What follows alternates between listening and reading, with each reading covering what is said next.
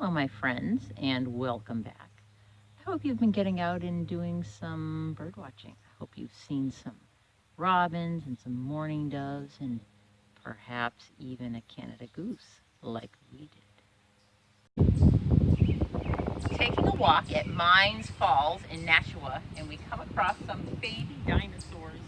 Aren't they adorable? And then there's some older teenage ones there swimming with their parents. Some birds are easy to see, but then other birds you're much more likely to just hear. Okay, I'm listening for a certain bird. It's called the American redstart. Oh, did you hear that? That noise? Yeah, there it is. So it's a bird I hear morning till night around here in the spring. It's super hard to see, so that's why I'm showing you my Sibley book. This is the American redstart. That's the noise it's making. And I'm 100% sure because just this morning I saw one flitting around, but you hardly ever see them. They're super hard to see. There it is. It's in that bush. I'm just sitting here so quietly. Oh, there it is. Did you see it fly? There it is. That's the American redstart.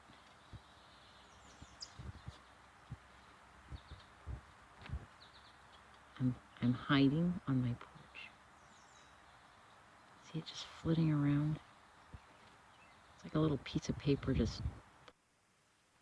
I really was surprised that we saw an American redstart because it's not a bird you see every day. So that was exciting.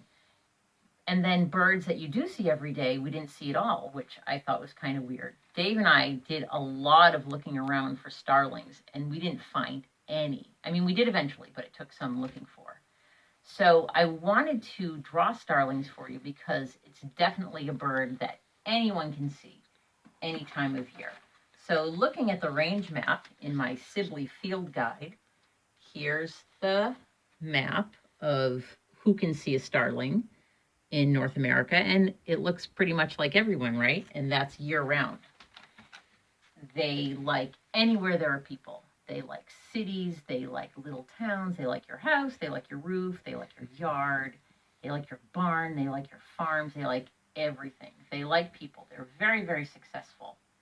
And they're a very special bird to me, which is another reason I wanted to draw one. I mean, and they're fun to draw too. They have a beautiful shape. My husband and I used to live in a little house in a town called Chelmsford, and every day the house would be covered with birds, walking all over the roof and all over the yard. And I was like, what are all these birds eating my house?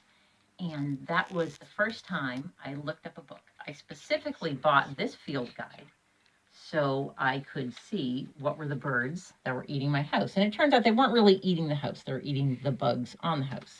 So this was my first field guide and the first bird I looked up.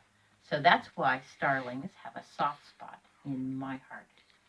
So I did learn some other really cool stuff about them, which of course I will tell you.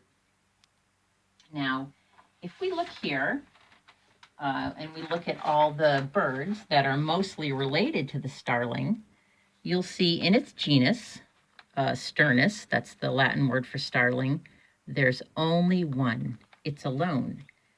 That's because this is a book about the birds you see in North America. And the starling is an import. It's actually from Europe. The starling was brought to New York City and released in Central Park, about 60 of them in the 1890s, by a man called Eugene Schieffelin. He thought it would be really fun to introduce all the birds mentioned in Shakespeare to America. So he had 60 of these in a bunch of cages. He let them go, and 100 years later, it is one of the most numerous birds in the United States. So another cool thing, though, is you can see in Europe, he's got some very close relatives, this rose-colored starling and then this solid black spotless starling. So these are its relatives from Europe. But over here in North America, he's the only one. So let's look at my Sibley guide again because I want to show you one thing before I start drawing. And another thing I really like about the Sibley book is that he'll show you all the different plumages that a bird will go through. And the non-breeding bird, you see, looks quite a bit different from the breeding bird. And when I say breeding, I mean generally it means summertime. You know, when they find a mate and they lay their eggs and raise their babies. But look, when it's breeding, its bill is yellow and it's got quite a different color scheme from, you know, the fall and the winter. And I just think that's really cool. And we're going to draw the breeding one. Okay, so time to draw the starling. One of the coolest things about it is its shape. It's usually called stocky. It's got a very short tail, and that's how you can usually identify it.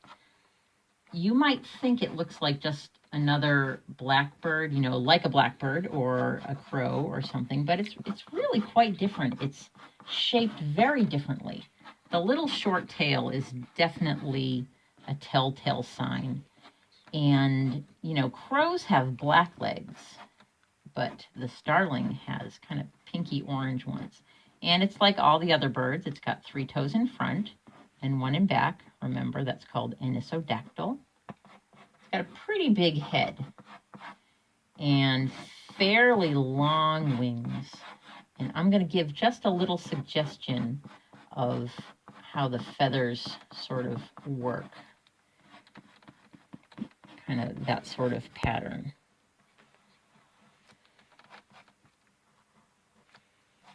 So it's got a pretty big bill, and it uses its bill. It pushes its bill into the ground, and it can actually open it while it's underground and get bugs and stuff. It really is very interesting little bird.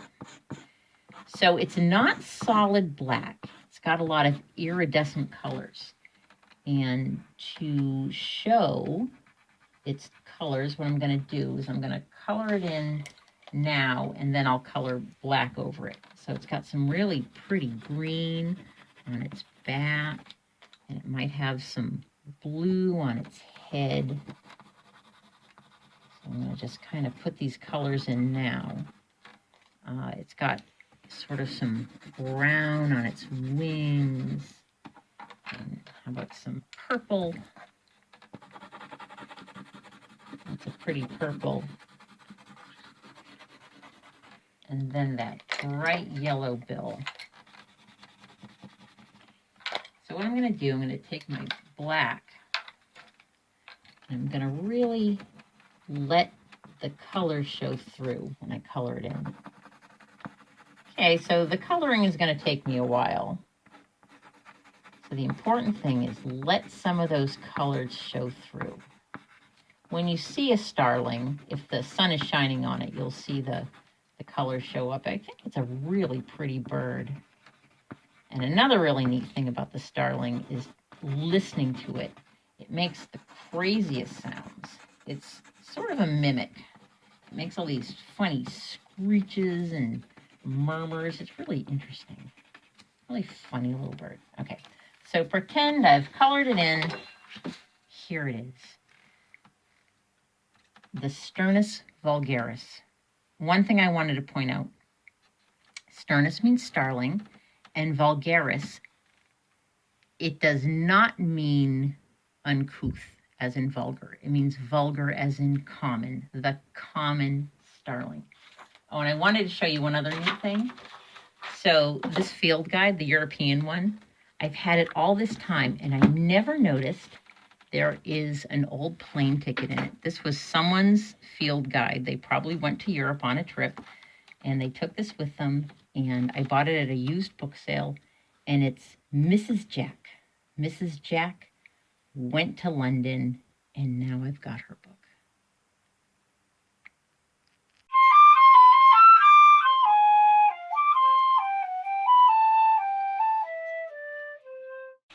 Starling at the supermarket. Hello, honey. Thanks for coming out for me.